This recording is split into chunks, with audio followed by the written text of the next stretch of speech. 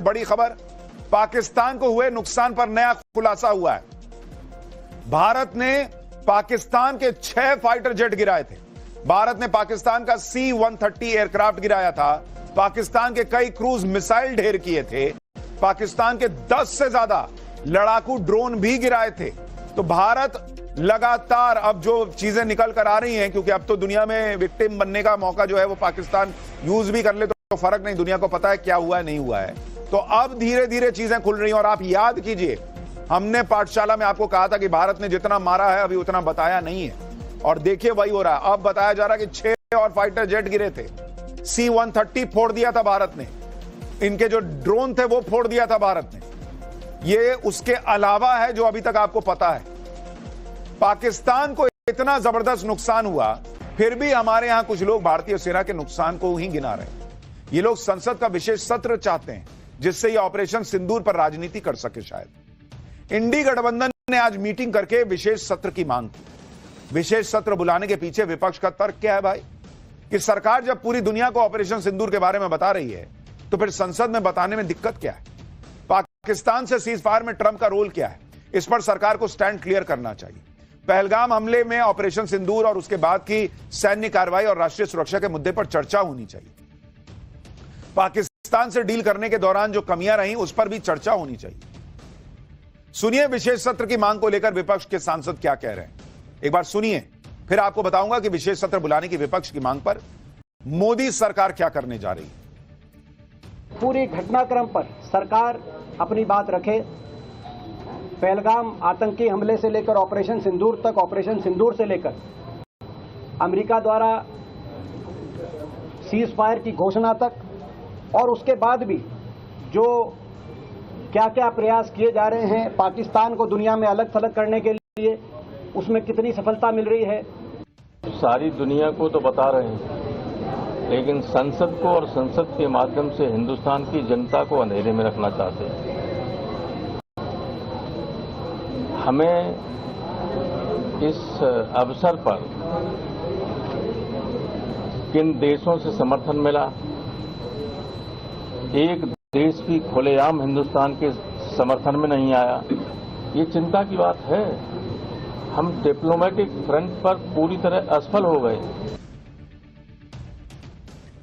विपक्ष कह रहा है कि पूरी दुनिया को बता रहे हैं, तो हमको क्यों नहीं बता सकते संसद का विशेष सत्र बुला?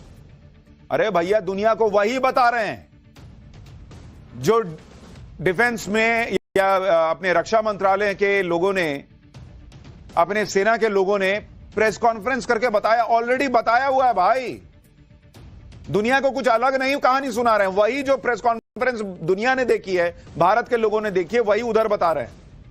जो विदेश मंत्रालय ने प्रेस कॉन्फ्रेंस की थी वही सारी बातें वहां बता रहे हैं। आप देखना चाहिए तब ना दिखेगा बॉस। और विशेष सत्र क्यों चाहिए? अभी तुरंत तो कुछ हो नहीं रहा, अभी मॉनसून सत्र आने ही वाला है, उसमें सुन लीजिएगा। इनको सेना की तारीफ करने के लिए विशेष सत्र चाहिए, लेकिन जो बातें बोल रहे हैं उसमें तारीफ दिख रही है आपको। विपक्ष का यह भी तर्क है कि संसद सत्र बुलाकर सेना के शौर्य का सम्मान करना चाहिए। आप सोचिए, विपक्ष के जो नेता ऑपरेशन सिंदूर पर सवाल उठा रहे हैं। कुछ लोग कह रहे हैं ऑपरेशन सिंदूर फेल था, किसी को जानना है कि कितने भारत के विमान गिरे। वो आप संसद सत्र में सेना के शौर्य का गुणगान करना चाहते हैं। पब्लिक को समझ में नहीं आता क्या चाहते हैं आप। विपक्ष लोकतंत्र की दुहाई देकर विशेष सत्र बुलाने का जोर डाल रहा है, लेकिन विपक्ष के तेवर बता रहे हैं कि सत्र बुलाने के पीछे उसकी मंशा कुछ और ही है। ऐसा लग रहा है कि विपक्ष का सारा जोर विशेष सत्र बुलाकर नरेंद्र मोदी को कोसने पर है, क्योंकि जिस तरह से ऑपरेशन सिंदूर पर पीएम मोदी की लोकप्रियता बढ़ी है, उससे विपक्ष जरूर तनाव में है। इसलिए आप देखिए कि पहलगाम हमले के बाद से ही इंडी गठबंधन के अलग अलग दल विशेष सत्र बुलाने की मांग कर रहे हैं। लेकिन जैसे ही सीडीएस अनिल चौहान ने एक इंटरव्यू में पाकिस्तान के खिलाफ भारत को हुए एरियल लॉस का जिक्र किया, उसके बाद से विपक्ष ने विशेष सत्र बुलाने की मांग तेज कर दी। आज तक इंडी गठबंधन की कई पार्टियों ने एक साथ मीटिंग बुलाकर पीएम मोदी को लेटर लिख दिए। पर मैं तो एक बात ही नहीं समझ पा रहा, भारत का अगर एक विमान, 2 विमान इधर से उधर हो भी गया, गिर भी गया, सारे पायलट सुरक्षित है, यह बताया जा चुका है। अगर इनको पता भी चल गया कि भारत के कितने विमान गिरे हैं, ये क्या करेंगे? मुझे यह नहीं समझ में आ रहा है। ऑपरेशन सिंदूर पार्ट 2 होगा तो ये स्ट्रैटेजी बनाएंगे क्या सीडीएस के साथ बैठ के? अरे आप सत्ता में नहीं हो भाई, आप नहीं बनाओगे। जो है वही बनाएगा और जैसे ठोका गया वैसे ही ठोका जाएगा। आपका क्या इंटरेस्ट है जानने में कि कितने विमान गिरे संसद में खड़े होकर? पाकिस्तान जानने के लिए उतावला हो तो समझ में आता है, आर्म्स लॉबी वाले जानने के लिए उतावले हो तो समझ में आता है, चाइना जानने के लिए उतावला हो तो समझ में आता है, क्योंकि उसको अपने हथियार जो है वो साबित करने की बहुत बढ़िया है। आपको जानकर क्या करना है? आप कमरे में बैठ के आपस में चर्चा कीजिए, वो समझ में आता है। संसद का विशेष सत्र बुला के उस पर चर्चा करने की क्या जरूरत है? आज इंडी गठबंधन की बैठक के बाद भी विपक्ष ने जिस तरह के तेवर दिखाए, उससे यही लग रहा है कि वो संसद का सत्र सिर्फ मोदी को कोसने के लिए बुलाना चाहते हैं। आप सुनिए विशेष सत्र बुलाने की मांग पर संजय राउत क्या कह रहे हैं। प्रेसिडेंट ट्रंप से कहने से आप युद्ध विराम कर सकते हो, तो देश की जो मुख्य अपोजिशन पार्टी के कहने से आप स्पेशल सेशन क्यों नहीं बुला रहे हो?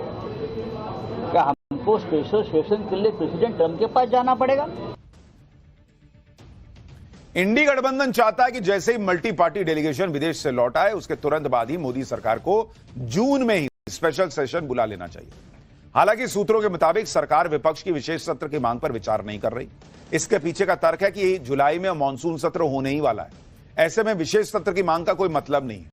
मानसून सत्र के दौरान सरकार ऑपरेशन सिंदूर पर चर्चा कर सकती है या रक्षा मंत्री बयान दे सकते हैं। 16 पार्टियों का लेटर चमकाकर विपक्ष सरकार पर विशेष सत्र बुलाने का दबाव तो बना रहा है, लेकिन इस चक्कर में विपक्ष फंस भी गया, क्योंकि इंडी गठबंधन की बैठक में अंदर की दरार भी बाहर आ गई। इंडी गठबंधन की बैठक में शरद पवार शामिल ही नहीं हुए, ना ही इंडी गठबंधन के लेटर में उनकी पार्टी का साइन है। उनकी पार्टी पहले ही क्लियर कर चुकी है कि उनकी विशेष सत्र बुलाने की कोई मांग नहीं है। जब इंडी गठबंधन की प्रेस कॉन्फ्रेंस में शरद पवार की गैर मौजूदगी पर सवाल उठे तो संजय राउत ने दावा किया कि शरद पवार उनके साथ है। इस लेटर में सभी फ्लोर लीडर्स के साइन है। सुप्रिया सुले अभी विदेश में। संजय राउत ने कहा कि वो मुंबई जाएंगे और शरद पवार से बात करेंगे। शरद पवार इंडी गठबंधन का एक मजबूत स्तंभ है, वो काफी सीनियर नेता है। शरद पवार ही ऐसे इकलौते नेता हैं जिनकी सब दलों में अच्छी पैठ है। वो कई बार इंडी गठबंधन में मतभेद में बीच बचाव कर चुके हैं। इसलिए शरद पवार का विशेष सत्र की मांग पर साथ न आना इंडी गठबंधन के लिए बड़ा झटका माना जा रहा है। शरद पवार के बाद इंडी गठबंधन को दूसरा झटका अरविंद केजरीवाल ने दे दिया। अरविंद केजरीवाल की पार्टी ने पहले ही क्लियर कर दिया था कि वो अब किसी गठबंधन का हिस्सा नहीं है। इसलिए अरविंद केजरीवाल की पार्टी इंडी गठबंधन की मीटिंग में शामिल ही नहीं हुई। विशेष सत्र की मांग पर अरविंद केजरीवाल की पार्टी ने पीएम मोदी को अलग से चिट्ठी लिखी, लेकिन इनके साथ नहीं आए।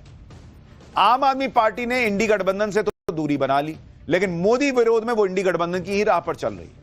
आज ऑपरेशन सिंदूर को लेकर जब पंजाब के मुख्यमंत्री भगवंत मान से सवाल किया गया तो उन्होंने पीएम मोदी पर विवादित बयान दे दिया।